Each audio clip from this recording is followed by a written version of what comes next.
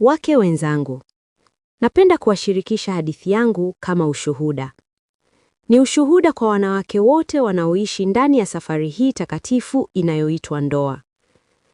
Jina langu ni Sofia. Nina umri wa miaka 39. Niliwahi kuolewa kwa miaka 13. Sasa mimi ni mwanamke aliyeachika. Mimi ni mama wa watoto 3 wazuri, wavulana 2 na msichana mmoja. Niliolewa nikiwa na umri wa miaka 23. Wakati huo nilikuwa mdogo sana. Sikuwa na uzoefu wa maisha. Kwa kweli, sikujua maana halisi ya ndoa. Mume wangu alikuwa mwanaume mzuri. Aliipenda familia yake. Alipenda kukaa nyumbani. Alikuwa mtu wa kutimiza wajibu na kuhudumia familia vizuri sana. Lakini kwa ujinga wa ujana wangu, nilitamani sana kuwa na uhuru wa kulabata. Sikujua kuwa ndoa inahitaji ukomavu. Inahitaji subira. Inahitaji hekima. Nilipofikisha umri wa miaka 31, nilikuwa tayari na watoto 3. Maisha yangu yakawa ni kulea watoto na kusimamia nyumba kila siku. Nilimhudumia mume wangu. Nilihakikisha kila kitu kiko sawa. Watoto 2 walikuwa wanaenda shule. Mtoto mdogo alikuwa chini ya uangalizi wa dada wa kazi. Hatimaye nilianza kupata muda wangu wa kutoka. Nilianza kutoka peke yangu. Nilianza kununua vitu peke yangu. Nilianza kujisikia huru. Siku moja jioni ya kawaida kabisa, nikiwa dukani kununua mahitaji, jambo lilitokea. Jambo lililobadilisha maisha yangu yote. Nilipokuwa nachukua bidhaa, nilihisi mtu akiniguza taratibu kwa nyuma. Nilipogeuka, nilimwona mwanaume mmoja akinitazama huku akitabasamu kwa upole. Alinisalimia kwa heshima. Tukazungumza maneno machache. Alikuwa mzungumzaji mzuri. Alikuwa na mvuto. Alikuwa na kujiamini. Nilipomaliza manunuzi, alisisitiza kulipia mzigo wangu. Alinisindikiza hadi kwenye gari. Kwa mara ya kwanza baada ya muda mrefu, nilihisi kuthaminiwa. Nilihisi kuonekana. Nilihisi kupewa umakini. Usiku huo sikuweza kumtoa mawazoni. Upole wake ulinikumbusha kitu ambacho nilihisi ndoa yangu imekosa. Au ndivyo nilivyoamini wakati huo. Baada ya siku 2 alinipigia ujumbe. Aliniomba tukutane kwa ajili ya chakula cha jioni. Nilikubali. Tulizungumza kwa saa nyingi. Alinisikiliza. Alinielewa. Alisema maneno ambayo mwanamke hupenda kusikia. Mwisho wa mazungumzo, alipendekeza tuende mahali pa faragha tukapumzike. Sikupinga. Tulichukua chumba.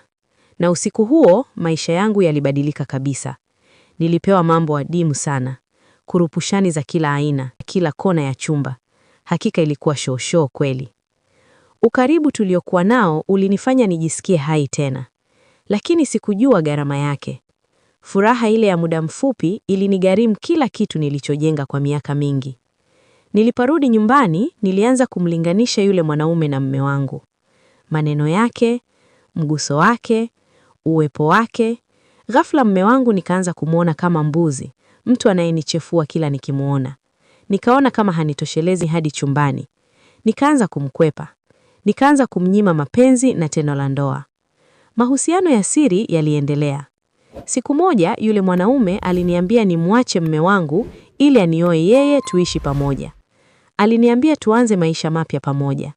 Nilikuwa nimepofishwa na hisia. Nilikuwa nimepofishwa na tamaa. Nilianza kusababisha migogoro nyumbani. Hatimaye nikaondoka kwenye ndoa yangu nikiamini ninaelekea kwenye furaha. Leo imetumia miaka 3 tangu niondoke nyumbani kwangu. Lakini kwa dhati kabisa sina cha kusherehekea. Mwanaume niliyemwacha mume wangu kwa ajili yake hakuwa kama nilivyodhani. Baada ya miezi 3 tu, alianza kuchelewa kurudi nyumbani. Alianza kunikwepa.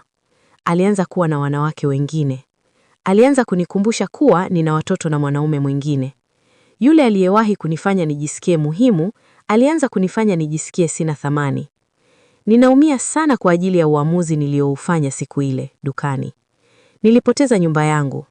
Nilipoteza ndoa yangu. Nilipoteza heshima. Nilipoteza amani ya moyo wangu. Kwa ajili ya muda mfupi ambao haukuwa na thamani. Wake wenzangu, kama umeolewa, tafadhali thaminisha ndoa yako. Tafadhali usidanganywe na umakini wa nje. Tafadhali usidanganywe na maneno matamu. Mwanaume anayekufanya uwe mke ni bora zaidi kuliko anayekufanya uwe mpenzi wa siri. Tafuta msaada, lakini kamwe usivunje nyumba yako kwa ajili ya kile kinachoonekana kuvutia nje. Huko nje, mvuto hufifia haraka. Sijui kama mume wangu atanisamehe siku moja, lakini nimepata amani moyoni kwa Mungu na kwa nafsi yangu. Hadithi yangu si ya kuomba huruma, ni ya kuwaonya wengine. Jifunze kupitia mimi. Linda ndoa yako. Mthamini mume wako. Na zaidi ya yote, linda moyo wako.